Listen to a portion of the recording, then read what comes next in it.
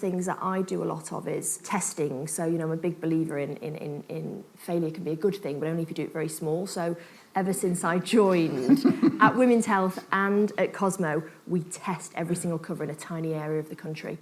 I've always found that going through kind of periods of turbulence or discomfort is what's always brought growth. And so that's why I always encourage people to do it. I think I told you, Adrian, about when I had to interview the founder of Tinder, and it was in a stadium. It was in front of like 17,000 people. And it was really nerve-wracking, but I knew that actually the most nerve-wracking point about it would be the first moment when I stepped on the stage. We took a selfie and I asked everyone to put their lights on, so it distracted them. And actually what that did is it brought a moment of calm, a natural moment of calm. It was a very enjoyable experience because I had identified and really planned what I was going to do if I got stuck.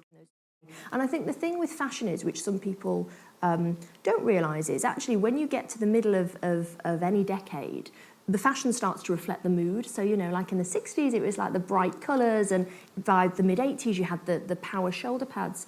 And now I think, and particularly I can talk from a young women's point of view, you know, they're kind of these very neoliberal, it's about themselves, it's about earning money, it's about the hustle, they want to be comfortable, they want to be taken seriously.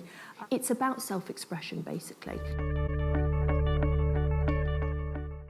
And I've now developed the Power of Seven because I feel it's time for a new kind of leadership where we work in collaboration. We need a shift in society, and that society will come from community, and that will be women's led. I'm absolutely sure. It's something that can be used for women to come together in collaboration, all leaders, every one of the leaders, and how we can, as leaders, work together. That's a lot of the work I've been doing, is giving the space, creating the space for women to be able to grow into their own power. But before that, I was at a very large PR company, and PR consisted of men, usually ex-military, in suits. They would come in late, they would sit there with terrible hangovers, reading the newspapers, getting their secretaries to run around and make them coffee and do all those things, and then they would go out for another boozy lunch. That was PR. When I got involved in PR, and I started my own business when I was 21, it was a time for young women to move forward. So I'm involved in lots of different things. I'm working, I think there's a colleague from ActionAid here. We're looking at actually how do we take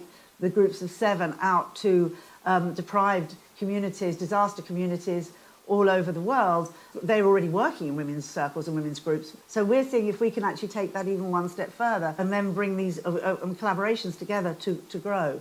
So I'm very excited about all that.